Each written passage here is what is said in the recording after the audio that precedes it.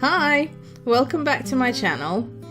In today's video I'm going to be using Nicker poster color paints and paper.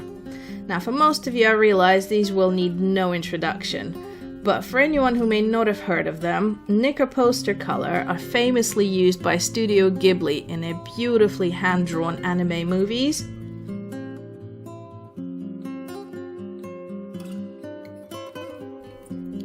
Now these paints are unlike any paints I've ever used before, and this is my first time trying them. They're not watercolor, they're not gouache, they're not acrylic, they're not oil, they're not ink. They are pigment based and they are highly pigmented. In density they're closer to a thick body acrylic than anything else, but in some ways they behave more like watercolor than acrylic in that they can be reactivated with water. So I've had to have a quick look at just how they use them on the Nicker painting channel, and they usually wet the paper on both sides, let it absorb some of the water, and then blend the colors mostly right on the page. These colors can be blended to make new colors, but I'm just gonna try giving it a go as I've seen them do it right on the page.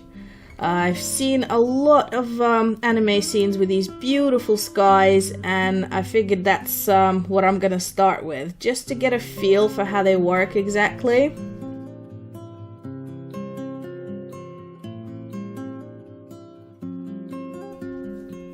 I should mention these are not designed with light fastness in mind.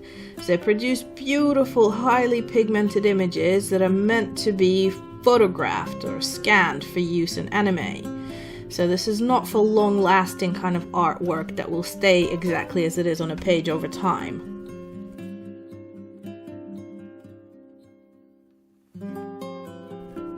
That aside, they are very creamy and pleasant to paint with. They mix and blend into new colors really well. They can be easily lifted off with a bit of water, and you can paint over other colors, so the intensity of the pigment is such, quite like acrylics, that you can paint over a darker color with a lighter color, or over any color with any color basically.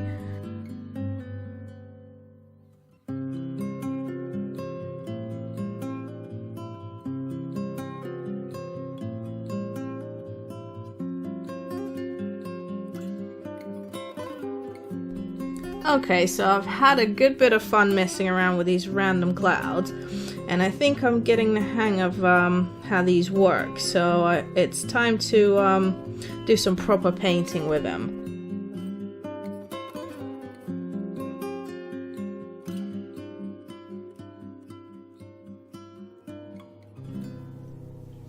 This time, before I wet the page, I'm gonna jot down a little sketch. I've got an idea to do this kind of forest floor with a mossy tree and some rays of light kind of piercing through the gaps in the trees.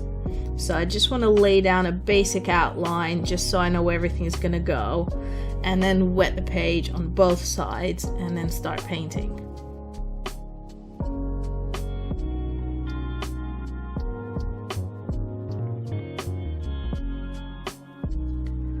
While I wait for the paper to absorb most of the water I soaked it with, I'm just picking out a few extra colors and putting down some fresh palettes for other colors I'm gonna mix.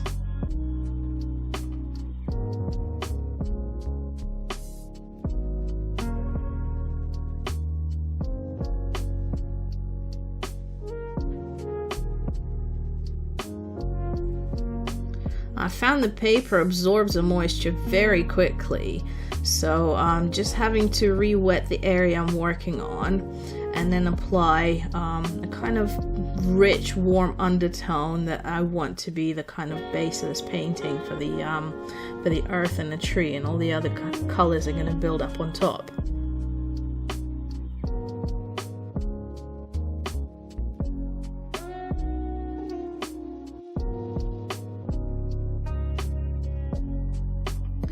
Now, realistically, you're not actually gonna see any of these base colors in the final painting, but they provide the right kind of undertone for what comes next.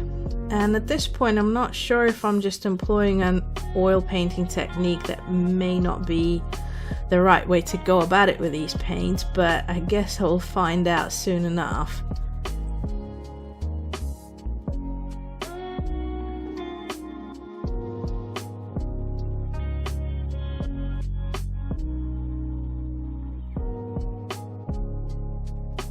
Now I've got a basic layout of what's going to be in the background. I'm working on this tree because essentially it's going to be the focal point, being right in the front and with all the kind of more visible details.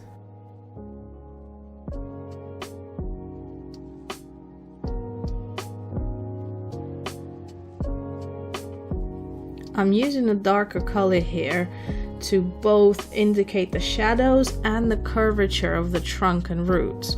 And I want the whole tree to be covered in moss, so it's going to take several shades of green to create the highlights, the lowlights, and maintain that curvature of the organic shape.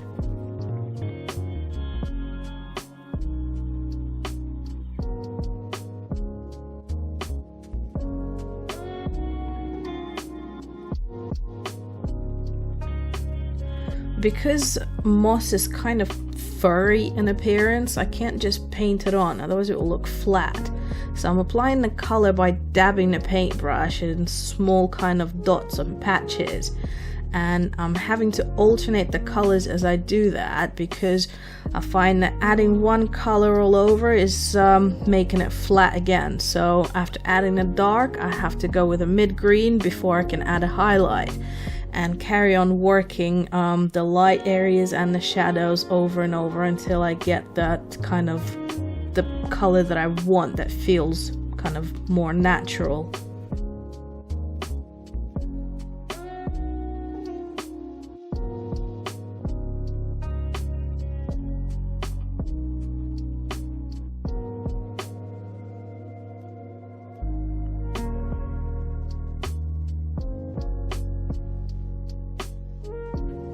Now I'm more or less happy with the moss. I have to reintroduce the shadows because at the moment it's just too green and too bright all over.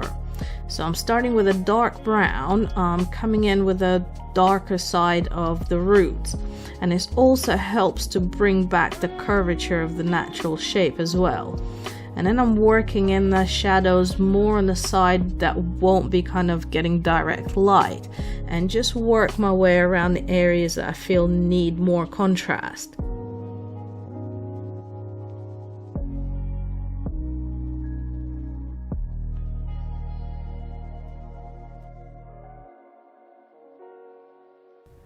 I've mixed a little bit of black into this brown just to make sure it really pops.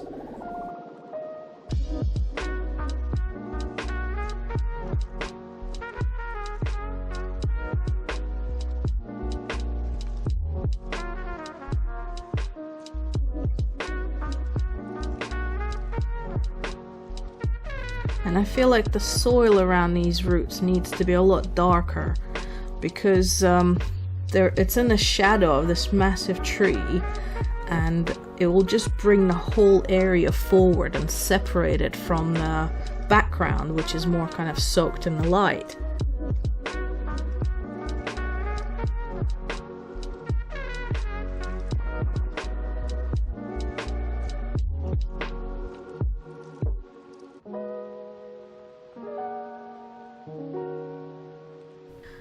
Now, I mentioned earlier that I want to have rays of light breaking in through those trees, so with that in mind, I have to figure out which areas are going to be lighter and which darker, and where the trees are going to cast their shadows.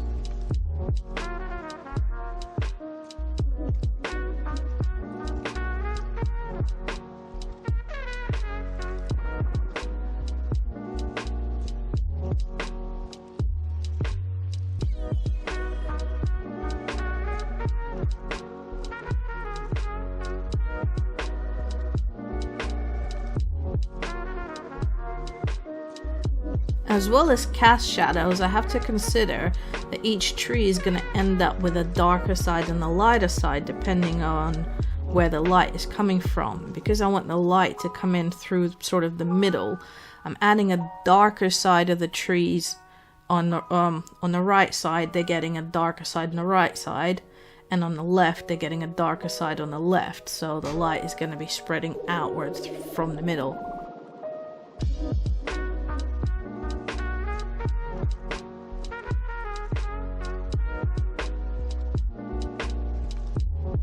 The foliage is really easy and fun.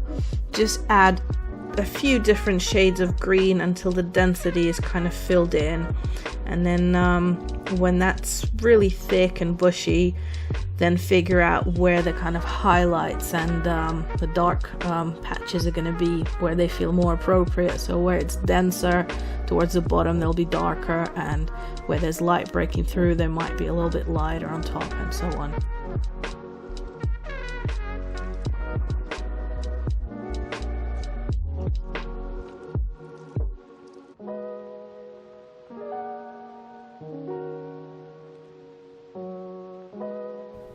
I kind of got this idea to create a little bit of a pathway that leads away into the distance with maybe a fallen branch and some rocks, just to create a little bit more interest on this other side of the painting.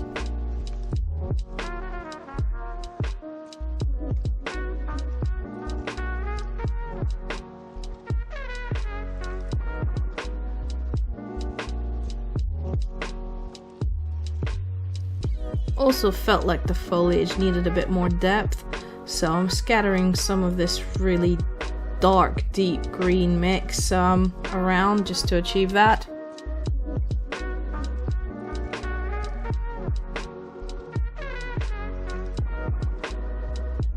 Now, where earlier I created the dark side of the tree, I'm now using this yellow ochre on the opposite side to create the light side of the tree, as well as some bark texture. I'm also using some of this color to texture some of the forest floor.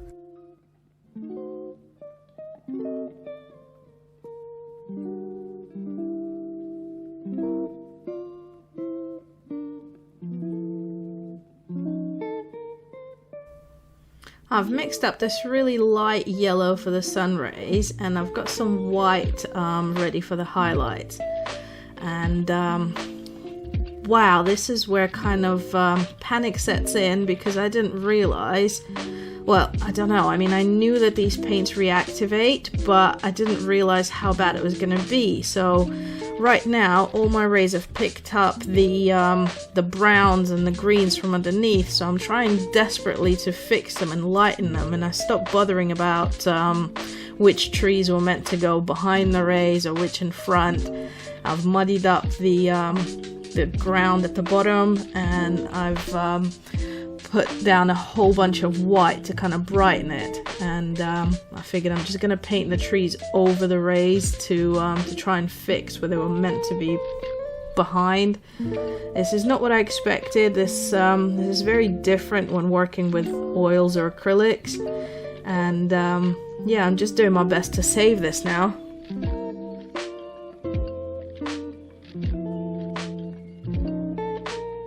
I've got an idea to throw around some glittering foliage to salvage the forest floor that I've muddied up.